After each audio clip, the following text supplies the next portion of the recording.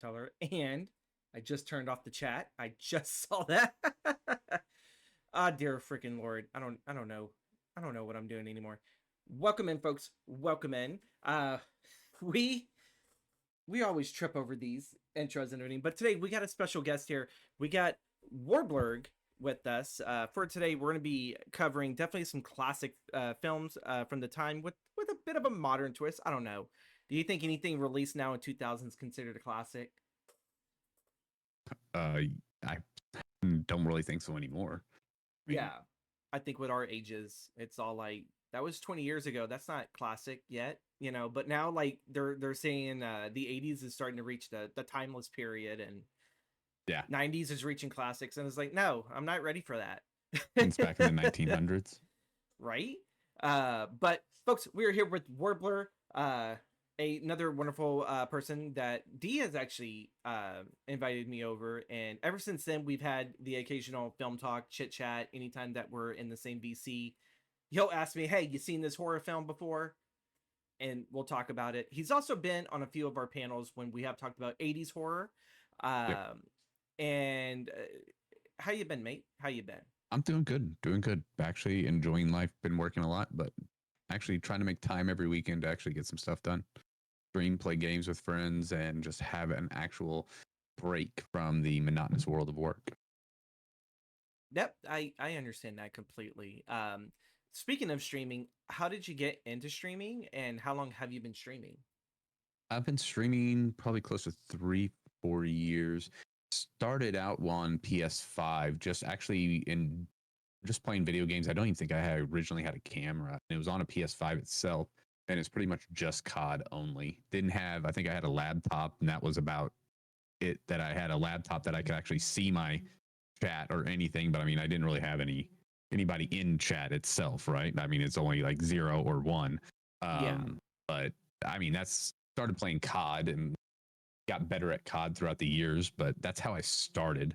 Now I've got 2 PCs and a desk, and actually I'm not on the PS5. I mean, I haven't turned on my PS5 except to watch Netflix on it in years. So it's gotten better. Definitely gotten better from where it was when it originally started.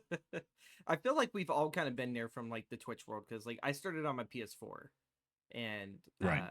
the console year was about a year, almost close to a year and a half, and then I got the PC and everything, and I haven't even touched that PlayStation. That PlayStation's put up. I haven't touched it. I got a Roku for my entertainment needs now. So I've just retired the good old PS4 into the box and everything. But you talked about getting better at COD. One of the big things that drew me to your community was the amount of shit talking that you did in COD, to the point that Yes. like it I used to pick some of the lines that you would say, and I was like, "Yep, I'm stealing that one. I'm stealing that." Anytime that I would rage out, and I think when Well, I you, mean, you can get banned for using the wrong words, or you can get in trouble for using the wrong words, and for like their AI tool and stuff like that. If you make up words that are just as derogatory or just as meaning, but you make them up and you put them together, then the AI can't understand it. So it doesn't it doesn't understand that, so you can get away with stuff like that. But I usually, if I only shit talk whenever someone starts talking shit to me, and usually if they're losing and they're talking shit, that's really what pisses me off. It's like, come on, you could either do better or just shut up and let the game play out. But I mean, if they're winning, then you got a right to shit talk.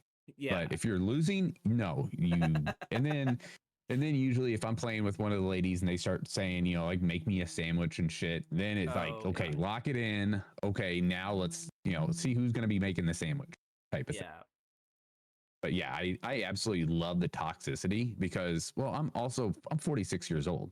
I mean, I've been playing video games my entire life. Even whenever I had my kids play the games with me, I'm sorry, but you only win if you win. And you, yeah, you that means you deserved it. You freaking did awesome. You actually won. I mean, I never gave up. I'm like, oh, you know what? Here you go. I mean, I let one of my boys play. We played the show, a baseball game, bottom of the ninth, 2 outs, and he starts shit talking, and he was up by like 6 runs. And I was like, okay, you're gonna do this now. Okay. fine. And I came back and won. And I'm like, he's like, oh, I'm so mad. You should bullcrap. I'm like, you should have just shut your mouth and just been happy to win the game. I wasn't trying very hard. So, I mean, I also look at it as somewhat, 46 years old. I have a comeback for almost every single possible thing that you could possibly say. I mean, if someone flips me off, and especially if it's a woman and if it's a guy, I literally look at them and I look at their finger and I say, thank you for showing me the finger that took your virginity. Oh my God. What comeback do you have from that? Yeah. You don't have one. Jesus fucking Christ. Oh my God. We got a raid here. Thank you so much for the raid, folks, and everything. Thank you so much, Rove. Welcome in. We're gonna Yes. Yes, yeah, Rove. the finger That's that for took sure. your virginity is what I come here for. Thank you, Rove. Jesus H Christ. I may have to put a disclaimer on here of all like, yeah, this episode is definitely gonna be very foul. I mean, but yeah, the shit talking part is what I like. I like the toxicity. I think like the most now I think I've ever shit talked was DBD. That's like the one right there where, I'll sit there and say, get shit on or suck a dick, I'll start getting like a little. Can you? Huh?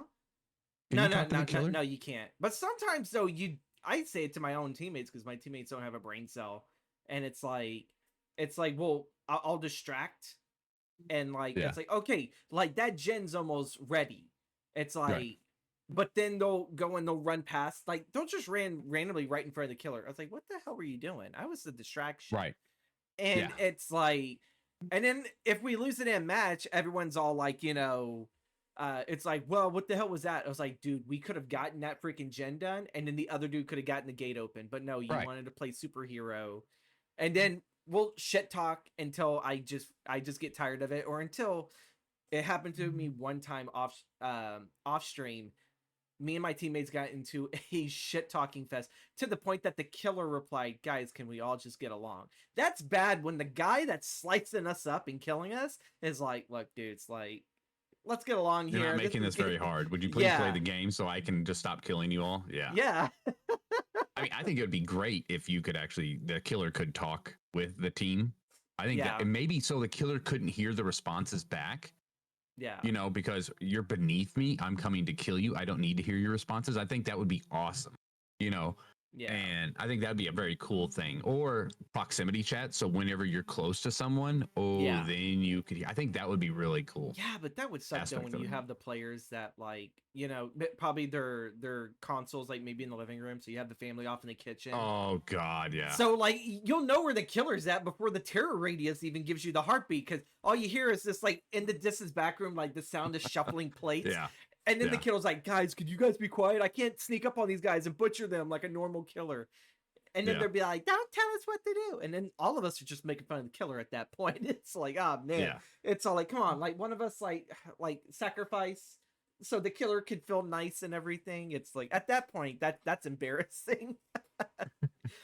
I would feel embarrassed and everything, but we're gonna move on from the shit talking of stream, and we're gonna move on to actually, believe it or not, there are 3 really, really great picks that our buddy Warbler here has picked. And the first one is a classic that I've been shit on countlessly for not seeing the entire trilogy, because I haven't seen the third one, but I've seen the second one a few times, like on TV in bits. And I only saw the first one like back when I was young.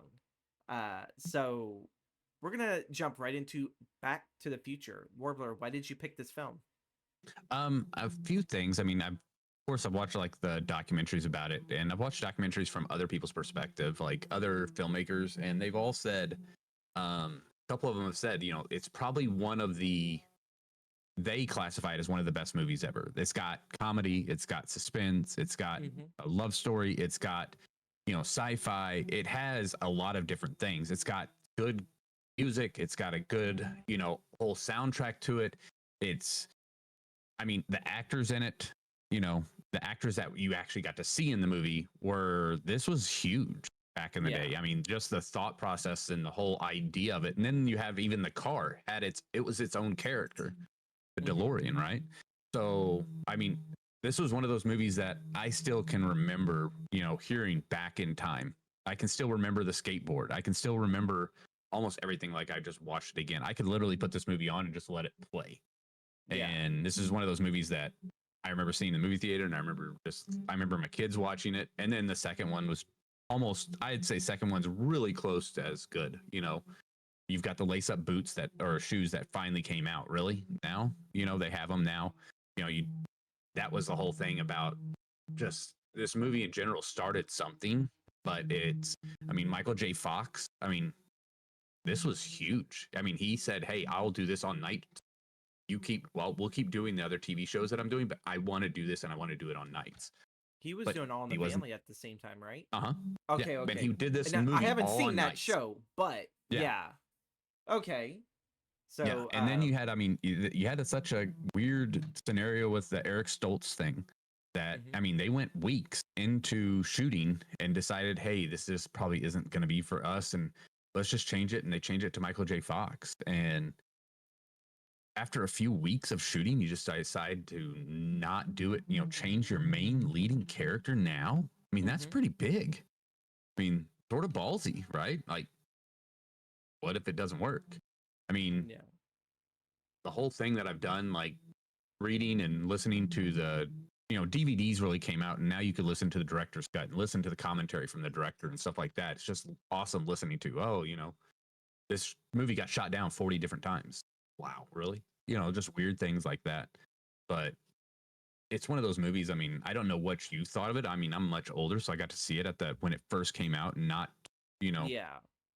on DVD or anything like that. I mean, but the Well, DeLorean, the car with the gull wings and not to age flux you, but capacitor. you live in the era where there were so many great trilogies. You had Lord of the Rings, not Lord of the Rings. Technically, that was my generation. I got that one. Yeah. But unless you read the books, then you had that trilogy. But you had Star Wars, you had Indiana Jones, Back to the Future, a whole bunch of other ones that I'm pretty sure I'm missing. You had like a whole bunch of trilogies, right? Huh? I mean, look at all the horror movie trilogies. They were right at your time, but you got Freddy, you've got Jason, you've got all these different ones that sort of were at your time, but also with my generation right with that, right? Boom, Well, boom. like, but by the time I'm a '93 baby, so by the time that I came in, Jason had just finally was getting ready to hit the freaking bed, died. Yeah. Freddy was right next to him. Right. Myers was trying to get a revive, but it didn't work. I like H2O. I thought H2O was really, really good, but then they shit the bed with Resurrections, and then it's like, so like my era was more of the like, all right, we started having Scream, and which to me the de facto trilogy is still the best. I have not seen fourth. I saw the fifth one, I think in theaters. That's the one I think they went to New York. No, the sixth one's the one they went to New York. Sixth one. I saw that one in theaters, but like to me, I look at it as that story goes way too wild. But if you look at the first three, hell, even really the first two of Scream, that's perfect duology. But I enjoyed the third one for what they tried to do. You had Hellraiser kind of come in as its own, but it was starting to get into the like my era was more of the like straight video on demand. I could probably only sit there and think of maybe a few films that probably did good either more as a duology or as a saga. Not too much for trilogy. Trilogies to me didn't come in well enough until the Lord of the Rings. That was our de facto, and I guess you could say the prequel trilogy to Star Wars. It's not nearly as bad as everyone says it is. Now that we have the sequel trilogy, oh yes, we're praising the prequels a hell of a lot more. But watching this, my first thoughts were like, wow, I thought we'd get more Doc in this. Because that was one of the things. I'm not too much of a Michael J. Fox fan of this film series as I am a fan of his for like Frighteners. Because I grew up watching that one. I love fucking Frighteners. That's like, to me, one of his best movies ever made. And isn't that kind of right around the time where his health issues started picking up? Yes, it started picking up to the point that they were thinking that might have been the last thing that he could ever really do. He had a couple other things. They came out with different things to try to make him a little bit better, but that was like, you could see some of it in that movie. But I mean, yeah, you're right with the Doc part of this, but I thought this was my introduction. This was really my introduction to Michael J. Fox in the 1985 movie. And honestly, he just he looked like an everyday kid. He wasn't an overly, oh my God, he's a gorgeous, and he wasn't tall. He just looked like an everyday kid. And it really, for me as a kid seeing this, made me think, oh my gosh, that could be me. That was so cool, So, I mean, So you were all in for the Michael J. Fox phase of what was, because this oh is yeah, what, 85? 85, yep, yeah? 85. Yeah. So, he was climbing the ranks. He went the Yep, TV, then the film. yep. But sadly, though, I can't think of anything else that Michael's been in outside of the TV shows. Because I definitely Mhm. know in the 90s, I think that was a Michael J. Fox show that he was doing. And then Yep, that canceled. And then he started doing the animation stuff, which I think he did a little bit of Philo that. in Yeah, Atlantis: The Lost Empire. So I yep. knew that of him as a kid, but yeah, no. To me, like when other people of like the 80s and some of the 90s are like Morty McFly, I'm all like, this is the guy from the Frighteners, or this Yeah. is the guy from Atlantis. Like I had a totally different viewpoint of, Yeah, hello McFly. yeah. I mean, I grew up saying that. I still say that to this day. I mean, some people are like, "Who in the hell are you talking about?" I mean, when I talk to some of our friends that we actually game with, I'm like, "Hello McFly," and they're like, "Huh?" Because they've never seen the movie. It's like my references are so old now because I'm so old that it just doesn't. It's funny to me, but Hmm. it's like not funny to them because they don't get the reference, right? Yeah. So I mean, it's that type of. It's a movie that a movie that literally stuck with me for so long. It's one of those movies. It's one of those movies that put a very big impression on you. I mean, everybody has one of those movies or has a Hmm. few of those movies. I mean, come on, this has been one. Final Destination for my generation. We don't drive behind log trucks. Fuck Yeah, no, no. that's where you die. You Log know? trucks, or the trucks that are carrying like the rebar that's like Yeah, all sticking out, exactly. Yeah. because yeah, it's made us So paranoid. yes. So I mean, this is just one of those movies that Michael J. Fox really hit home. And then after this movie, then you had Teen Wolf. He had a big That's movie with another Teen one. Wolf, Yeah. and it's like those movies just really stuck with me because he looked like an everyday guy. It wasn't like, oh my gosh, he's such a, he was a shorter guy. He was, and I was a shorter kid going through school too. I mean, it was just one of those. It just hit me in a different way. Yeah. So But with this film, one of the things that I've also noticed is like I kind of felt like I had a little bit of a rough time kind of getting into it. yeah, I feel like I was being like a little too heavy critical of the film at the beginning's pace and everything, especially like with like the prosthetics of all, like, come on, you put that on Leah Thompson, that beautiful woman, and like the right, way how, like, she is. And then of course, they look a lot better when he comes back, from the past and everything. And obviously the family's like a little bit more well off. They're not the loser family no more. They're the family that, just because dad took the initiative of like, no, I'm not going to have you do this to my wife, bully and me knock the forever. living shit out of the bully, and because like that whole scene, like where he finally stood up to the bully, I was like, that's where he fucking finally gets her. And then some little Right, sleazeball just takes her away at the dance, and I'm all like, what the fuck? No, we just had our moment. And then he just kind of slunks away, and I was like, boy, where have your balls been? You just had them not even 5 minutes right. ago. And like, uh but like, to me, I felt like the film picked up right after that, where he finally just shoved the kid down. And then he kissed her and they dance. And then you're seeing that the siblings are all coming back. And Yep, then Marty plays like that awesome guitar shred. And even I'm thinking, oh, that's pretty impressive. And everyone's just looking at him like, oh, it starts kicking into Family Guy references, like, nobody liked that at all. And I'm just exactly. laughing. I'm waiting for that line. It doesn't happen. I was like, Family Guy made that line that scene a little bit better. But it's when he gets ready to go uh back to the future. We said the name of the title. Exactly. Uh, and that, oh, we don't have plutonium, so you have to use this lightning. So it explains why the clock doesn't work. I was like, I like that. That's pretty smart and pretty ingenious. And then he Hmm. goes back in time, and then it's just like this whole kind of like future thing. Biff is now like the loser that's polishing the car. And I don't know, there's just something about how they make that world look afterwards. I'm all like, yeah, now I'm ready for the adventure. And then the movie ends. And I was like, what the fuck did I just watch? It's like, now I got to see the sequels, So now Yeah. I'm going to try to map out time this week to to watch the sequels now, because it's all like, wow, why didn't this kick me in when I was younger, that like I need to see the next sequel and all that. But I mean, yeah, how it even ends itself and it makes you think. But I mean, that's the weird part, is that everything comes back. You would think that if you fix your timeline, everything would come back, right? Like he fixed his timeline, as we know from like Avengers and all this other stuff. You know, if yeah, you fix your timeline, everything's going to come back to just fine. But this one, they didn't come back to just fine. But that was always the weird thing with me, is like, okay, he didn't come back to being everything just fine. He came back to better. He actually made it yeah, better. So, you know, but then if you watch the second one, of course, you know, right away, it immediately starts. It doesn't stay. Like the next one ends, the next one begins immediately. They are literally intertwined yeah, into that aspect.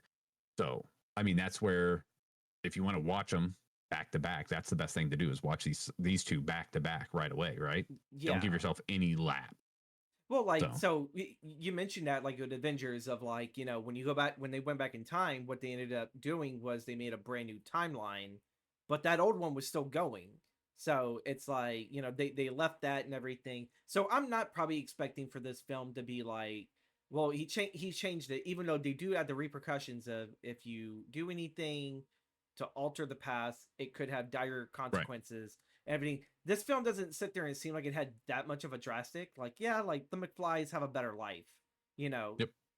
all They because sure do. of One Fateful Night and everything, which was, I think, really more of a week, but somehow they managed to squeeze that in pretty damn tight. That was actually pretty good, because for the film, I never sat there and thought like oh god, this is taking forever. It's like, oh wow, like this was a whole week. That was pretty quick, and I didn't sit there and question that one bit, you Right. know. But like, yeah, for like future like films that came out after this trilogy that dealt with time, it's like, we, I think, have a better understanding of what time travel would have, like, repercussions wise and everything. So I'm not But they did expecting. have it. Twin Oaks Pine Mall. Then it was Lone Pine Mall. You know, Lone Pine or Twin Pines Mall, and on a sign. And when he comes back to save Doc, it says, you know, Lone Pine Mall. I mean, they did fix some of the stuff that you would think, you know, stuff that Yeah. you just didn't see or pay attention to until you go back and you're like, oh, the sign changed on the thing, you know, stuff like that. Okay, You know, it is a I different gotta timeline. then go back then and kind of see, Yeah. I mean, it's Robert Zemeckis. Robert Zemeckis is like one of the best freaking filmmakers of all time, and having Right. him team up with Spielberg, I really wish I could say today, hey, let's have another film of them team up, but like Spielberg hasn't really had any good hits as of late, Not lately. I haven't seen the latest Indiana Jones, but a lot of people sit there say, well, it's better than 4, which ain't saying much. Yeah. But still, like, like I am locked in for this, and I heard that they're making a fourth one. I really hope not, because I heard like a lot of people sit there say the way that 3 wraps up everything, it's perfect. Yep. It's the perfect trilogy, and it's all like, all right, let's hope Robert Zemeckis finds a way to stop that. I know he stopped a reboot, because they were going to do a reboot or a remake, Right. whichever you want to call Yeah. it, and yeah, no, they had that stopped and everything. Which to me, it's like, I can see why. Like, this is a very big cultural film of the '80s. Uh-huh. That's like trying to, well, I can't say they try to remake Poltergeist. They did do that, and look how well that went. Yep. But there are certain films, like, even if you look at John Carpenter's The Fog, I think the original one is perfect, for as you don't really know what's all going on. It's the fact that the fog comes, kills people. That's all you need. You don't Yeah. need any of this extra backstory that the remake did. And I think that's why the Yep. remake faltered. You told too much. It's like, it was better for what it is. And yeah, please stop remaking 80s films. Unless they're really, really bad, like Howard the Duck, then okay, I'll give you a pass.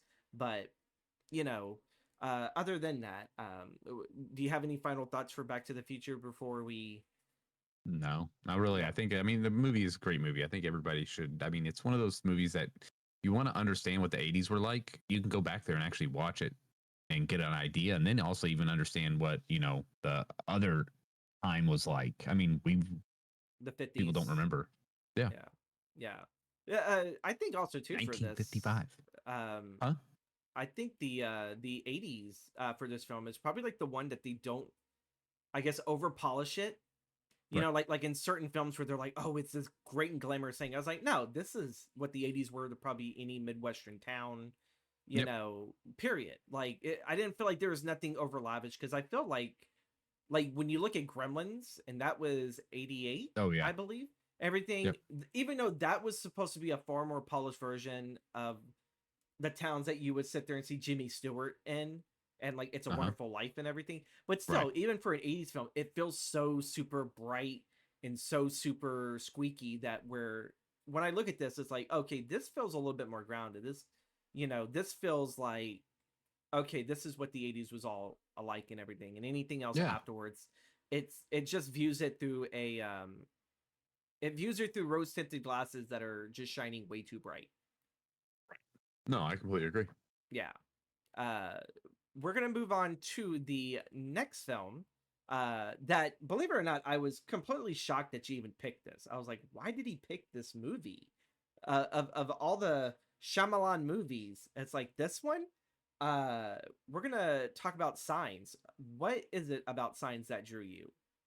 I mean, if you watch the movie and you watch just like it says the movie Signs, right? But then Yeah. you're thinking, okay, then all you see is crop circles. But then it's a lot more than just that. I mean, there's layers and layers and layers into this movie. I mean, just from if you look at the poster, you see the crop circle and you think, oh, this is just an alien movie. Yeah. This has got some type of form of alien movie. Well, it's okay. Is it? I mean, 1.5 minutes, 2 minutes of screen time, maybe at the most. Mm-hmm. And okay, well, then it goes into signs. And then if you watch the movie, you're like, the signs of faith. Wow. Okay. Then you see the signs of I mean, it's just one after another. And if you think about it as being that I'm older now and I've gotten to where I've gotten in life, it's like, how many of these signs have I literally probably looked at and never paid attention to, and now everything starts falling into place like a deck of cards. Everything just starts melding together smoothly. You shuffle the first deck and you get it and you bridge them up. They all look like they're about to fall and shoot out everywhere. And then once finally they all get to where they need to go, everything settles in. Mm-hmm. And this movie was like one of those. It was like when the dominoes started falling and the cards started lining up and everything started getting together, it just went into perfect. And it was one of those movies that it had you on the edge of your seat. At the beginning, you're like, okay, this is slow. Okay. Ooh, that's different. Hey, wow, this actor, Phoenix, wow, okay, he's different, because he wasn't in too many. He's in movies, but Yeah. this role really, I think, put him out there to the audience. Yeah. Then you had Mel Gibson, of course, but how he played and portrayed his character. And then you had the direct, Shyamalan or M.Night Shyamalan to actually Cameo. making the Well, movie. I wouldn't even say a cameo. He's a character, period, in this. He makes a cameo in he's a character in every movie. He makes some type of appearance, right? Yeah. But it's like it just kept going, and even down to the kids. Mm-hmm. I mean, it had some comedy in it. It had some of those that the tension got really high up there, and then you see them sitting there with tinfoil hats, and it's like, what? And then this water's nasty, and you're like, okay, another glass here, and it gives you that hint of all these other glasses if you pay attention.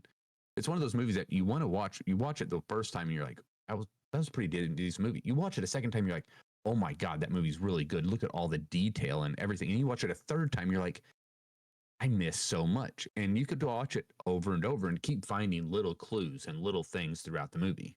Yeah. I definitely agree, because I remember seeing this when it came out on DVD, because at this time we didn't sit there and go to the theaters too much. But I remember, especially seeing the first time seeing that that alien, I was like, oh, what the fuck is that? That little clip. I was with Walking Phoenix, like, oh my god, and like his reaction. And you look at it now, we're doing this, over 20 years later, with like some of like the weird videos of like if they're ghosts or whatever. And it's all like, you're listening to the audio and you're just watching. And if you see that little thing, if you think you see it, you're like, oh my god, there it is. We're in that culture now. Right. But I do agree. The more that you watch this film, I think it's not one of those on the surface, like it tells you everything. You know, you Right. have to look for the signs. And Definitely. I did not sit there and think of just how kind of deep the movie can be. Like, I don't want to sit to say it's that deep, but like the movie has so many different layers and different meanings of when you watch it on first, especially with the dialogue. The dialogue is so fucking weird. It's so fucking jarring. It's like, Right. what are you trying to say to us? But upon rewatching it over and over, you kind of start wondering, it's like, oh well, maybe there is a reason why the dialogue sounds the way that it is. It's like maybe we're just viewing this point of view through Mel Gibson's character of his grief and depression of losing his wife and losing his faith, and he's just detached himself in this world. He's become a farmer now, in a sense, and you know, he doesn't really kind of care for the outside world. All he cares about is taking care of his kids, and he has, which I believe is supposed to be his brother. Mhm. Because at first I thought when I was younger, I was like, God, that's an old ass kid for Joaquin Phoenix. Like, you fucking have him No, when he it was was his 11. brother. Yeah. A And failure in his brother was a failure in baseball. You know, he only yeah. swung hard, and I mean, even that right there was only you swing for the fence. You don't swing. You swing when you swing. You swing. Give it everything you got, and that was even a part of it too. Like from the very Yeah. beginning was, I mean, everything you just had to let it fall in its own place. But Yeah. I mean, Mel Gibson and the I thought was a really good aspect of it and how he played, but him giving up on his faith is giving up on everything and basically saying, fine, I'm just going to take care of what I got to take care of and nobody else.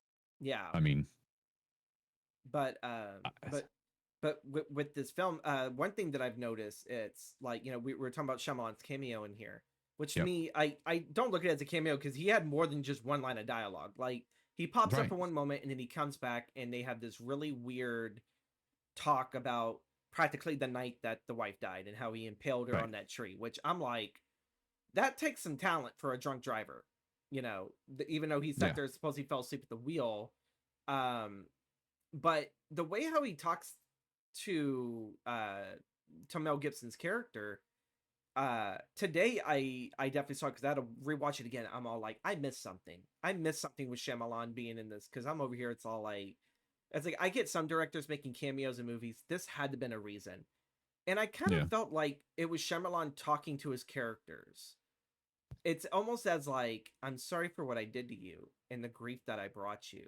And it's like, you're the fucking writer, dude. You're the one that killed his damn wife and was the reason we're in this mess of why he's in this grief. And I kind of feel like that's like the metaphor he was going through of like, Yeah.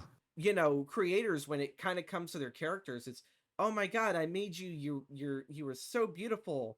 And then I fucked your life up.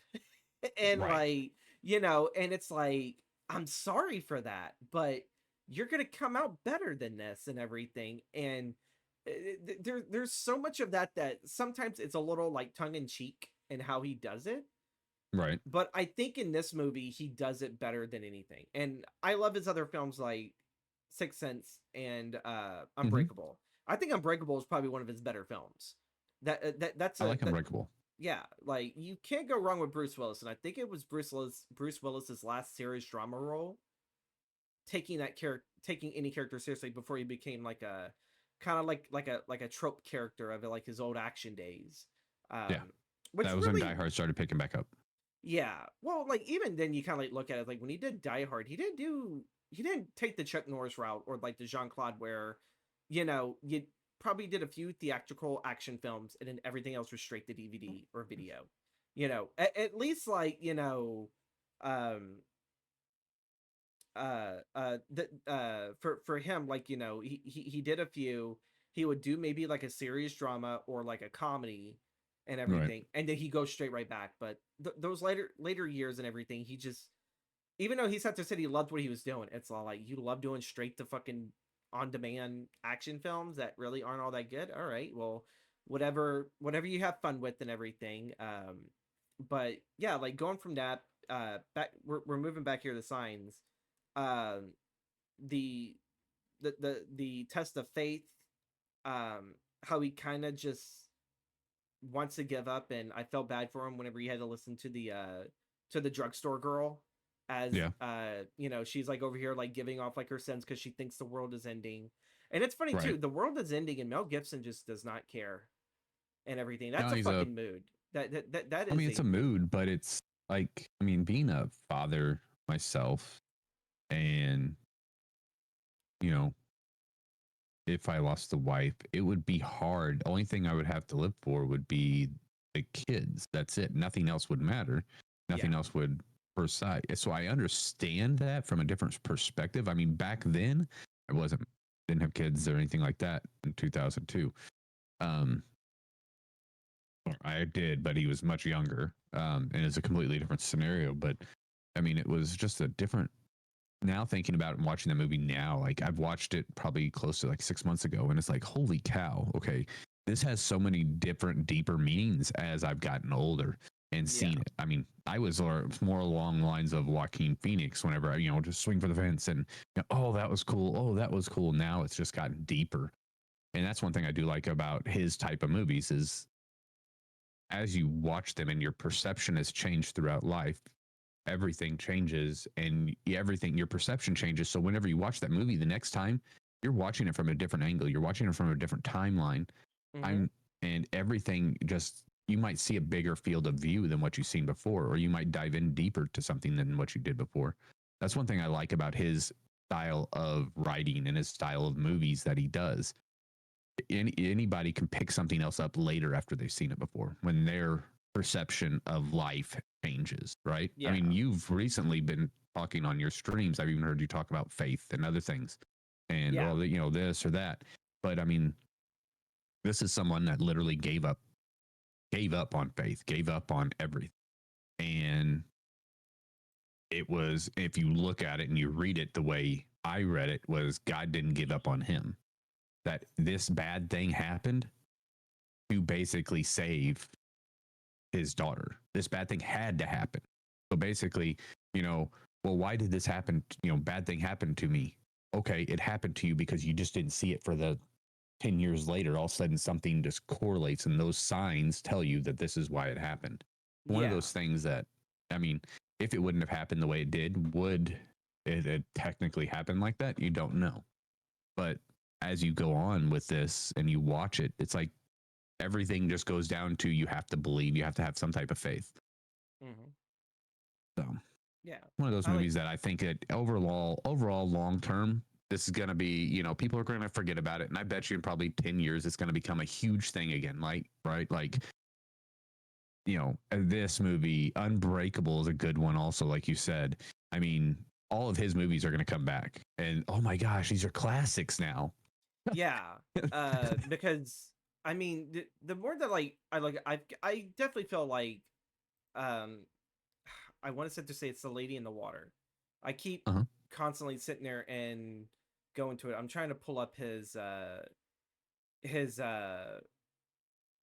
filmography and everything. The man has his own filmography page. Holy fucking shit, ladies and gentlemen. I definitely felt like after The Village and Lady in Water, I definitely Mm-hmm. feel like this was like a time where a lot of people just kind of gave up on Shyamalan, Uh-huh. or because we've had Praying with Anger, Wide Awake, She's All That. Those were kind of like his first couple of outings before Sixth Sense, and Yep. then apparently he also wrote Stuart Little. Did not even Yep. know that. Uh, Unbreakable, and then he did Signs. I felt like that was the peak of him, and then Village, I think, was the highest thing that people were like, "Oh my god, this is it. This is finally his magnum opus." I think that one was also Walking Phoenix as well. That Uh-huh. he did that with and everything, and it just tanked. It tanked because of that ending, and now this really makes me want to go back and start watching The Village and watching Lady in Water to just sit there and see what is it that I missed? Because obviously, when I was a child, I never had any of these thoughts, did not see any of this of what was done in Signs. But now coming back, older eyes, lived a little bit Right. more, you see this totally. And then you see it also even more because, it's not just age, but it's like it's transitioning to fatherhood. So now you Right. have a whole nother perspective onto this. Correct. It's the same thing also too with how you felt with Back to the Future. It's that teenage side, yeah, Marty McFly, hell yeah. And then you look at like the parents and everything, and as like a father, and you're all like, yeah, been there, probably had a few of those nights, probably know a few of those people now in real life that are Right. a McFly back in 55. But now it makes me kind of wonder of just how much of his stuff actually still stands up, because I saw The Happening. That, I don't know what to make of that. That one was a confusing film. The Yeah. Last Airbender was just a terrible adaptation, but that's, I don't think you can. I don't think there's been a good one, right? I mean, I think you're just reaching in that group of people is going to eat you alive no matter what you do. I don't think yeah, there's a way to make it yeah. please everyone. You can't. Well, Nowadays, there's too many people that's pleasing. well, see, the thing is, I did enjoy Knock at the Cabin. I don't know if you saw that one. Yeah. That one was a really good one. Probably one of Dave Bautista's finest performances Yeah. that he has yet to sit there and do. This one, I did sit there and feel like, you know what? He's got it. He's got it and everything. And then he did Trap, and I'm all like, all right, he tripped. I don't consider Watchers, because that was his daughter's project. So to Right. me, a lot of people were like, well, he did Watchers. And I was all like, his daughter did Watchers. It's just a name attachment. Right. It's showing me here he does have some type of, he has a producer credit. Wow, he produced it. Yeah. And it's all like, that doesn't sit there and mean that he didn't write it and he didn't direct it. Which to me, Right. that has far greater influence compared to, like, the producer could easily change something else. But there's apparently another one called Caddo Lake that he did, that he produced last year and everything. But I don't see nothing else coming out that's like new. But I feel like Knock at the Cabin was a throwback to his Village days and the Signs. And maybe he does have something when it comes to faith, where I think if he goes the faith route, I think he can sit there and he can win us over, and he can get us thinking philosophically. It's more than just what's on the surface. He can make you think a little bit deeper, but it seems like anytime that he goes anywhere else, that's a struggle. Split was another good one. Yeah. He did good with that one, but he fell short on Glass. But I think that just came way too soon. I think he needed to wait a little bit longer. Let Split cook just as long as it did with Unbreakable. Like, maybe not a full 16-year-old gap, but maybe towards a decade almost, and then give us Glass. I At agree least with then that. Samuel Jackson be old enough that he could, be Glass. Yeah, Yes. like, but Yeah, for sure. Yeah, I don't want to sit there and jump on the bandwagon that I think M. Night Shyamalan's a terrible director. I think he's a very smart director. That's, during a certain time period, he has not made a lot of very smart, I guess, like, maybe moves, or maybe he has, but they've been messed around with studio, to the point that, like, the studios don't believe in his creativity, which it's all like, go back and look at Signs. Yeah. Go back and look at those earlier ones. It's like, I mean, it would be interesting to see, like what you just said, though. It'd be very interesting to see is, the Sixth Sense, Signs, how Unbreakable, how much did the studios mess with stuff? How much, or did they just say, hey, here's some money, go do it and see what happens, right? And then, oh my gosh, it would be great. Or did they say, okay, hey, you did good on these, you had a bad one, so now we're going to rein you in and we're going to do this and we're going to make it do this. I mean, I don't know how much influence they have or how much they can actually tell you to do, but it'd be very interesting to see. well, like, generally the usual Hollywood story that most people hear, it's the studio usually has full control over you at the beginning, and then after you win them over a little bit, then they're like, all right, we'll let you go do your thing. And this one kind of feels like it's the reverse. It's all like, oh, he hit us out of the park with the Sixth Sense, give him free reign, he can do whatever. And then, like, he does, and then after the Village, they're like, all right, we're gonna have to put a leash back on you. It's like, we can't give you another big budget like this, which you can start seeing, like, stuff like that happening. It doesn't have much of a budget, but it didn't need that budget. Thinking about this, though, like, you just hit something on your head, like, well, we're gonna have to rein you in, right? So, with, like, the political climate, the way the political climate has been for the last 16 years, right? And you thinking about that, this movie came out in 2002, and we're going to give you free reign, and was M.Night Shyamalan, was his movie so controversial that he made other people's movies? Because Mel Gibson, after this movie, went and made The Passion of the Christ. Yeah. Was it to start with him making The Sixth Sense, The Signs, and everything else? Was he getting people to really look at and to look at the outside world with the village, even like how much is being manipulated? How often are we being manipulated by outside influences and people that are making our lives the way they are? Is this the way it's actually happening? And then they said, oh, whoa, dude, you have, no, you can't do, we're going to rein you in now because you've got these people thinking about these things. You've got people asking questions. Is that a possibility that he was wanting to do? I mean, with the way the political climate's been since 2002, I mean, you can see that, like, propaganda TV, saying this, saying that, driving a diversity through instead of saying, look at all these amazing things. Believe in your faith. Believe in the signs. Believe in that not everything is what it is perceived at. Look, learn, take those chances, develop and grow. I mean, how far did that go? How far did he start to show people? Because right after this, Mel Gibson made Passion of the Christ, which was absolutely, they thought it was going to be a fucking total abomination and fall through, and turned out to be huge, right? And funny enough, for me, I can watch Jason gut a bunch of teenagers in such gory fashion. I can't watch that end scene of Passions of the Christ when they're torturing the living shit out of them. Like, every time I watch it, I was like, God, I can't watch that and everything. And people are like, why? It's all like, I was like, you could watch Jason punch a teen in the face. I was like, maybe because that's a little bit more cartoony. You could tell, like, there's no way, well, maybe with the right amount of pressure, you could bend metal with a human face, you know. But when you actually look at the editing and just the color grading and everything, the full barbarity of it, it's like, Mel Gibson put a lot of himself in that fucking movie, and you could definitely see it. And I kind of feel like after that, he fell off the bandwagon a little bit. He got totally knocked down after that. Oh yeah. I mean, well, also to that, I've seen interviews where he talked about, I'm guessing it had to been right around doing Passions, that essentially Hollywood wanted him, certain Hollywood producers wanted him to be in the system, and he refused to be a part of the system. Right. Yeah. Don't quote me on that completely and everything, but yeah, I've seen the interviews also of him talking about things. I always knew that Mel was always a rebel. It's like you could see it when he was doing Lethal Weapon and the Mad Max stuff, that he just didn't look like that kind of guy that fit in the studio system of anything. Like, no matter where he went, if he would have went to Hollywood, if he would have stayed in Australia and tried to do that film scene, he's just one of those guys that it's like, I'm just a rebel. I'm a rebel without a cause, but at the same time, he does have a cause. He's all about, not so much, what's the word I'm looking for?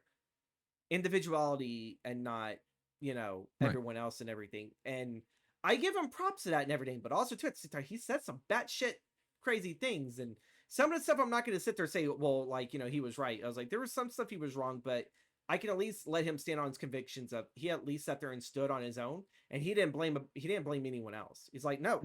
I said what I said. That's what it is. Whereas a lot of people will, oh, that blew back in my face, I'm going to go blame someone. I'm not going to throw no names now, but like, it's like, you guys can figure it out and everything of, of those people that will like, oh, well, it failed because of this. And it's all like, it's either it failed because, one, you just didn't hit your mile, you didn't hit your shot, or two, you just didn't make it at the right time.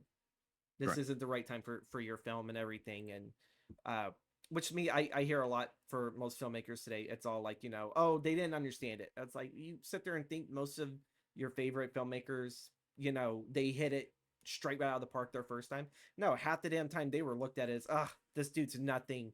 He's no one. Give it 10 years, there'll be someone. Right. Definitely. I just think with how a lot of the media portrays, it's like you have to have instant success.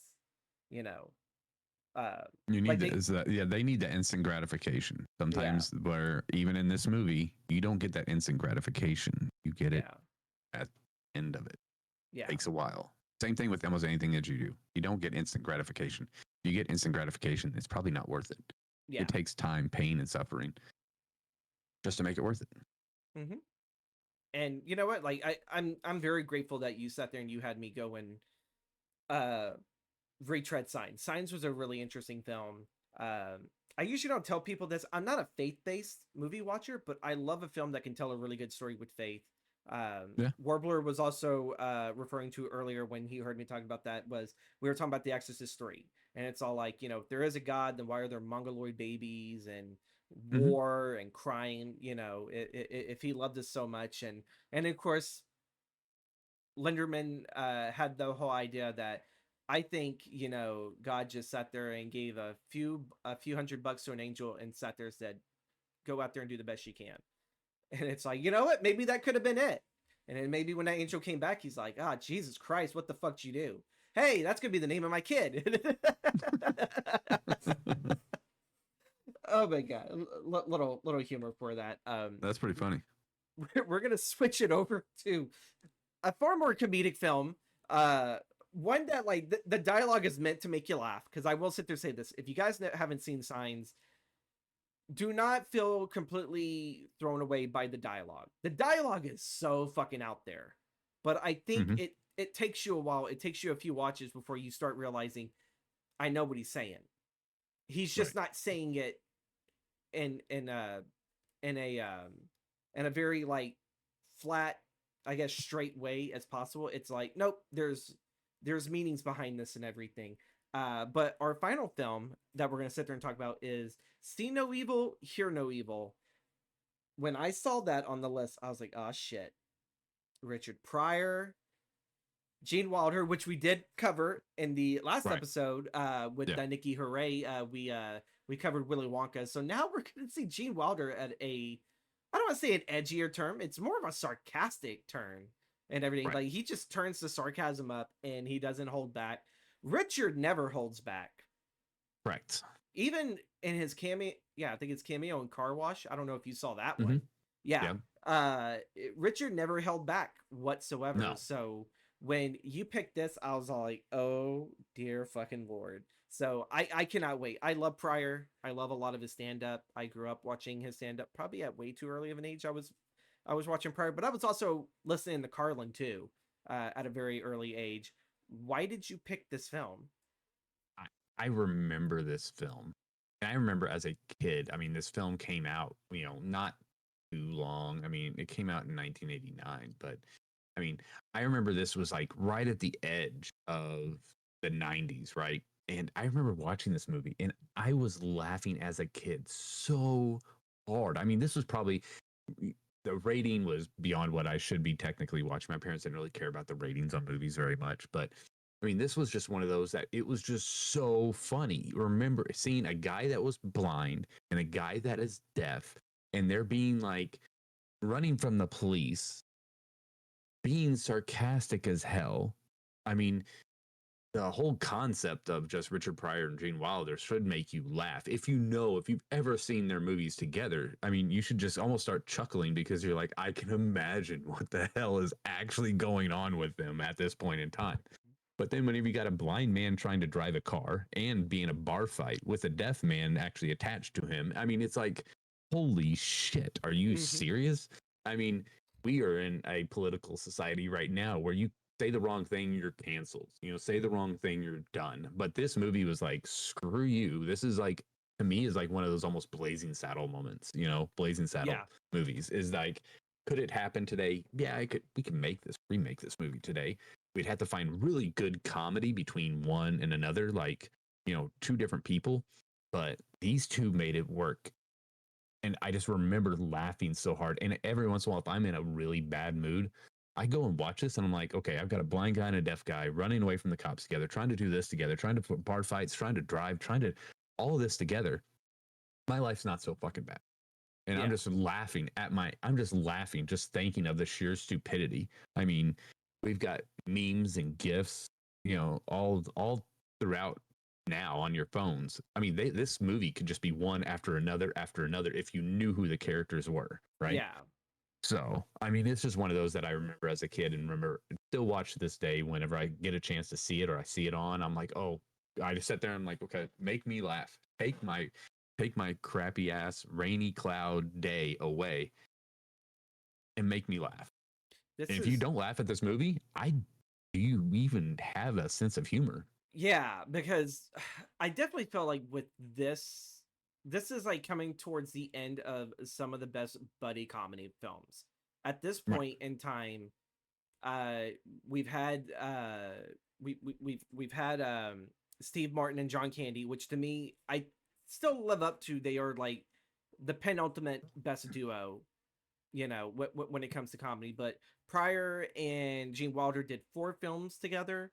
There was Stir Crazy, there was this film, their last one was Another You, and I can't remember what the other one was for the life of me, but they did 4 pictures, and I think this one is probably the best of them. You mentioned gifts and everything. Hmm. I ended up posting, I thought it was one from See No Evil, Hear No Evil, but actually no, it was from Stir Crazy, where they're Yeah. all like, you know, we're bad, as they're going into the jail cell, and I'm all like, yeah, I don't think you should be saying that as you're going into the cell. It's all like, oh dear lord. But um Blazing Saddles, that's, you know, again, another one. Mel Brooks and everything. I think that's a harder comedy to sell to people today than anything, because most of them, they just look at it as like, I don't get it, and it's all like, it's just dumb humor. And it's all like, well, I don't watch dumb humor. It's like, I see you on Facebook, you watch dumb humor, like, you know. Right. It's but like this one with Pryor and Gene is so smartly written that it also kind of feels like some of your old classic 1940s buddy comedy, but Hmm. obviously cranked up to the max, because the amount of language, like the bar fight where, you know, Pryor's over here, it's like, I was special forces, and you know, the other guy is all like, oh, we used to beat you Green Berets like pussies back in my day. And then they go and they're getting ready for the fight, and Gene's trying to warn him. It's like, this dude will punch a hole in you. He's like, fuck him in his holes. And I just fucking blew up, like, just, you know, Yeah. Richard is that ballsy guy that he could care less. Like, he could be legless, armless, and he's like, I will still kick your fucking ass, you know. Right. Which that works with, like, also to his line of humor. I didn't really see too much of Pryor as like an actual actor. I always Hmm. loved more of his stand-up stuff. Even Yeah. some of the records I was not allowed to listen to, but I still somehow listened to them. And anytime that my mom caught me, it's like, why you listen to that record? And like, I was like, ah, crap. I was like, I'm in trouble. But she gave me a few years, and then I think she bought me a DVD. It was Live at the Sunset Strip, which is some of the best fucking comedies ever done. You know, especially him Hmm. talking to like a little, I think it was like a little crawfish or whatever. And he's like, Yeah. legit, he just like postpones the show just to talk to him and everything. And he's like, all right, guys, like, we got to go back to the show. Like, you know, like, you put them in some water, and they're all like, you know, like, am I supposed to drink them? And I was like, what the fuck? And like, yeah, you know, it was just that level of comedy. So I didn't see him too much as an actor, you know, Hmm. until I saw Car Wash and this film. And I was like, holy shit, he's amazing. Why didn't we Right. get enough of him at this time? Yeah. And, I mean, this is like one of just, it's just one of those old films that I grew up with. I mean, it's one of those that's just a good comedy. It's not too deep. Like, if you're gonna sit down and watch The Signs, you know, or I could watch Back to the Future and have a good time, but if you're gonna sit down and watch Signs, you really got to pay attention. You know, this is one of those that it's just sit down and enjoy it, have a good laugh. I mean, I would love to, if no one's ever, you know, somebody hasn't seen it, if they rent it or watch it or download it or whatever, this is one of those that you won't be disappointed in just the sheer raw humor.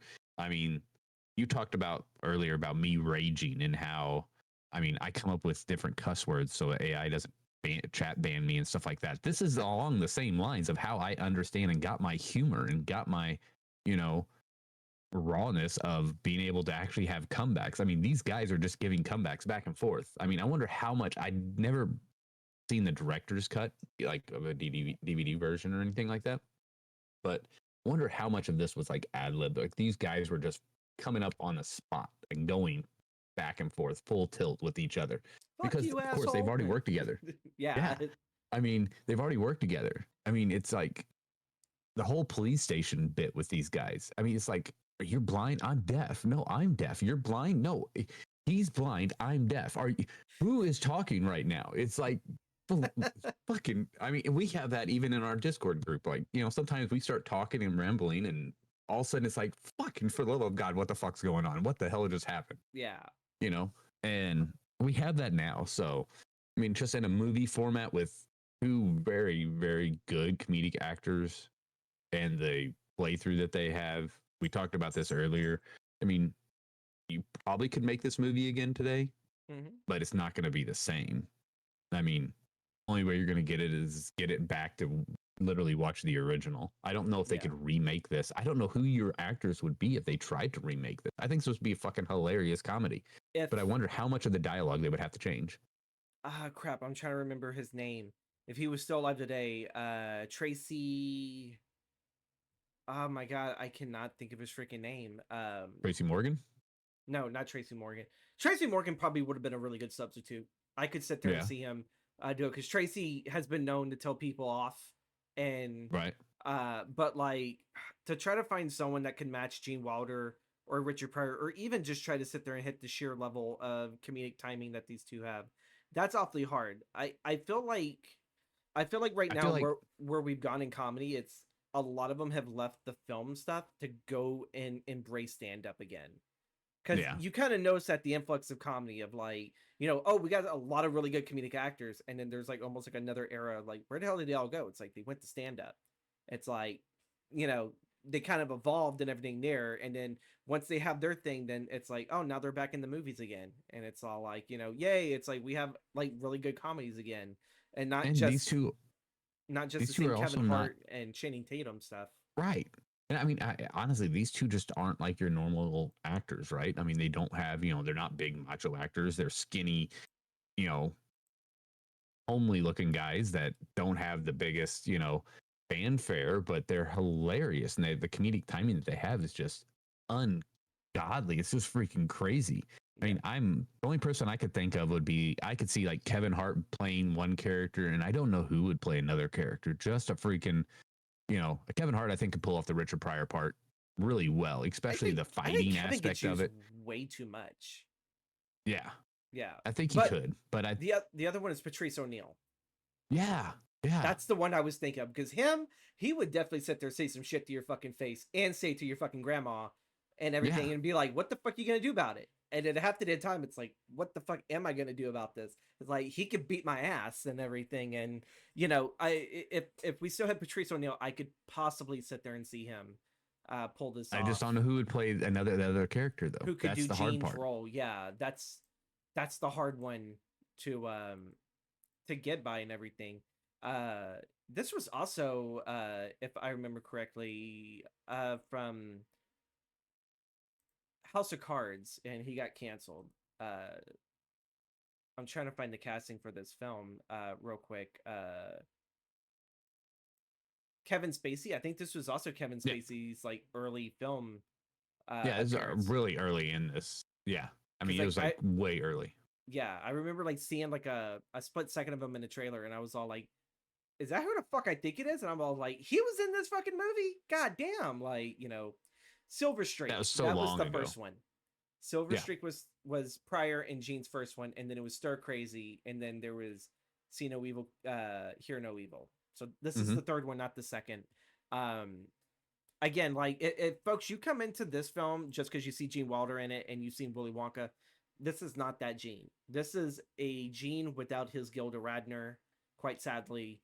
So it's a little bit more darker. I guess you would sit there and say it's a darker, more sardonic kind of Gene, but like nonetheless, he still hits his freaking marks like a champ. And I think the less said about this movie, the freaking better. Like, just the banter in between, and a lot of like the insults that they throw in there. It's to fucking die for. It's to enjoy. It's one of those films that sadly will probably never be remade, or again, it's a kind of comedy that is just so hard to replicate. And I think just our world of comedy has just evolved so much that we just don't have that anymore. We may see that like in a TV show, but generally that only lasts like a season, and then it's like, oh, that show was so fucking good. What happened? I was like, well, maybe it was just a little too raw for the studio heads, that they're all like, we don't feel comfortable, right? You know, sharing that with. But we have passed the 1 hour mark, so I am going to leave it open for chat if you guys actually have any questions for Warbler here about his movie choices, or just anything about him that, you know, you guys want to sit there and know whatever you have going. I think we have an ad going. So I guess this is the time for the subscribers to jump in and get the first in line. But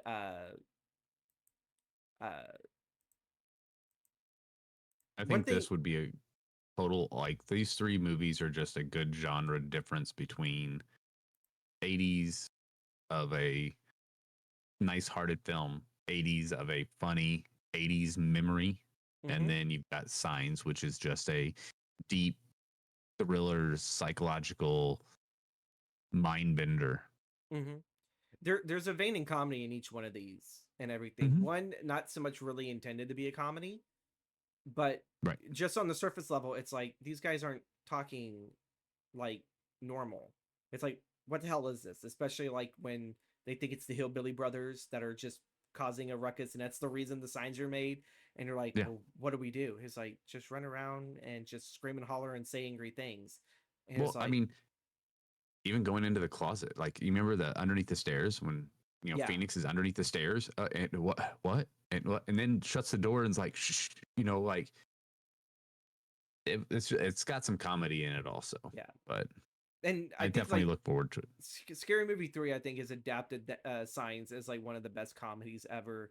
With like, you know, you see the foil hat and they're just Tinfoil hat. unpeeling it and they're like eating the Hershey's chocolate, and then it's Michael Jackson as, you Yeah. know, the nightly invader. And oh my god, what was it? It was when Sydney is blocking the door, and like Mm-hmm. the aliens, they're recreating the The night scene and hand. everything, and they're like looking Yeah. underneath her skirt. And I was like, see, you can't even make that comedy much anymore without, you know, Pissing without someone it, off. yeah, pissing someone off and everything. And but you know, they took something that they already knew, like, well, god, this fucking film is so funny it writes itself, in a sense, that they're all like, how do we make this even funnier? And it's all like, we can't, like, we could just make it stupid, and that's just it. um Right. uh if um if you could have had one more film uh to this lineup for a movie marathon, which one would you add? Oh. Totally, I'd probably say, I mean, I've always been a massive fan of the Goonies, but that's just me being an, you know, born An in the 80s kid. 78. Yeah. Yeah. Being an 80s kid. But I mean, if you're talking like good cinematic films, I mean, there's even some of them that I say that bombed so bad at the box office that they were massive duds. But I mean, I've done, like, Waterworld was a crazy one, right? Like, how much money did they spend? I mean, what did they do? Well, how far did they go with that movie? And they pretty much they were all in on that movie, and it bombed so bad. But if Hmm. you watch it, it's like, seriously, how is this even possible? And Yeah. I don't know. If you had movies wise, you said three, so I came up with these three. But the other one, I would say probably my biggest pick. The other one that I was fighting with was Final Destination, the first one, Yeah. the That very one, first one. did that one have Tony Todd in that one? I can't remember. Mhm. I can't remember off the top of my head. I I don't think it think he did. came in until later. It might not have, but I thought, well, you gotta remember, it does. If you watch them all, it just creates a loop. Does it? Hmm. Okay, because like I think I The only fifth one goes around to where they start to get on the plane, where really. the first one starts. Hmm. Oh, okay. I didn't even know that they were even going for that type of Yeah. nice and everything. Yeah, I think I dropped off after 3. That was the one when they were at the race car track, and then that chick Uh huh. gets like her, yeah, okay. So 3 was where I Yeah. fell off at and everything. Final Destination is brilliant. Welcome in, Jelly Bean. I do agree and everything. And I don't know if you were here earlier when me and Warbler were talking about practically how that fucking film franchise has now made us not want to be behind log trucks, anything carrying rebar, anything that looks like just a nice wind breeze can just unload everything, you know, which kind of goes to show you just like how lack of locking down some of their shit is. And it's like, how are you able to be on the fucking highway with that shit? The Oh road you yeah. can get away with, but when you start getting to the highway where there's possible wind speeds, you know, and shit could easily go off and everything. I can't wait for the new movie this year, Yeah. apparently. Oh, so they're making another one. Jesus Hmm. Christ. They're keeping it going. But I It's mean, like Scream. You just can't let it yeah. die. No, and I don't know if they, as long as they keep making it to where it's just as good as the first one, but on how you die, I mean, that movie is Final Destination was the first movie where you were like, how is this person? Oh, they're gonna get electrocuted. Nope, they didn't get electrocuted. The water went here, shit here, and then they slipped, fell, smashed their face on a freaking something, and then the glass came down and stabbed them in the head and killed them. And it's like Yeah. death was death is something that you actually have to take part in. Like you have to be conscious of, right? Because it's coming for you. Yeah. And I mean, my generation always talks about it. That's Final Destination moment. It was bound to happen. Something weird was going to happen. Yeah. So, I love that movie. Oz Perkins is the monkey also gives me that vibe too, where it's like death will come at you in the image of a monkey as it's just playing. I think it was the cymbals, or I think it's just hitting its drum. And I've only seen the trailer for that, but God, that looks like that's gonna be a fun freaking movie, especially when the woman's gonna open up the closet where I think he put the monkey, and the guy's like, "No, don't do it," and the gun falls out and just shoots her, and it's like blood just splatters all over his head, and I'm all like, wow, it's like, are they really gonna turn a Stephen King movie into a comedy? Like, this feels like this is gonna be a comedy, like a very black comedy kind of thing. And it's like, you know what? I'm in for it. Jelly Bleed's Final Destination 2 was millennia trauma. Yeah. It was almost everybody's trauma. Like if everybody would keep watching, I just think they just don't. Yeah. I don't think any of the next generation has watched the next one, or the one that they, after the first and second one and the third one. I think they pretty much said, okay, you older crowd just keep watching it. None of the young people can handle it. Yeah. They're too busy waiting for the next Paranormal Activity or the next Saw films, which really I can't even stand Saw, period. I like all the way until they got rid of the original Jigsaw Killer, because I thought he had a really good story. And then to me after that, it was like, you're running out of road, and you're trying to fly or whatever. Yeah, it's it's not all that good and everything. But we are gonna sit there. We are gonna wrap up. Warbler, where can the people find you on the socials? I am on Twitch at Warbler0g. Same thing with YouTube, Warbler0g, and then also on Twitter. Also starting up Twitter, just got it going recently, so I'm gonna start hitting up there. But I got some stuff on YouTube, and I usually do stream on Twitch. Usually, though, I try to do it on Fridays, Saturdays, and Sundays during the day, just so I don't anybody else that streams, any of my friends that streams, I don't get mixed up with them, so we can just pass along everybody. So that's nice. That's nice. And no overlapping or anything. Nope. I try not to. Yeah, it's kind of hard when you're in a big group like that, and it's all like, well, who streams here? Who streams here? That's why I usually don't like being part of groups, because it's all like, I just like streaming whenever the fuck I want. It's all like, it's like, I'm gonna stream at 7. You can't stream at 7. Why can't I? DJ stream at 7. Well, fuck DJ. Now you've got your sister streaming also. So are you gonna stream? You're gonna mess it up with her too now, huh? Well, no. So we've solved this issue and everything, because even sis is like, well, I don't want to stream over. I was like, you won't, because you mostly only do nights. I do mornings. I find that my people are the early morning grind people, so they lurk on me as I'm writing, or if I'm doing maybe some painting or whatever. They're all like, oh, this is that nice relaxing, while he has fucking like late 90s, early 2000s music blasting off his fucking Spotify. It's like, yeah, it's like, this is what I've kind of done. And a lot of the film stuff is only at night and everything. And so I give sis free reign. It's like, you know what, anything after 6, it's yours and everything. And she's like, well, good, because I don't get home until 6. And like, so yeah, she's locked in on doing evenings. We've already fixed that. But folks, thank you guys again for watching. If you love this and everything, make sure to follow me over at YouTube. Follow me over here also too on Twitch. Twitch is like where I mostly do most of my content creating. YouTube is where you guys see it whenever it's not on Twitch no more, after like the 2 weeks notice. Keep watching movies, folks. Keep on the support and everything. We have all those links that I dropped down below to help support. Thank you, Floofy McBoofer Newton. Holy fucking shit. That's a name. Floofy McBoofer Newton. Yes, are you we from call Germany? Her Oh my god. We're gonna wrap it up here real quick, folks, and everything. Thank you guys again so much. once more. I know I don't know how to properly end these fucking podcasts. One week I have it, the next week I fucking don't. But folks, keep watching movies, and we will see you later in the month and everything when I interview Bunny Bana and everything. And I think we're talking musicals. She has yet to give me her full list, but I think musicals is her theme. So thank you guys again so much for watching, and I will catch you guys all later. Bye.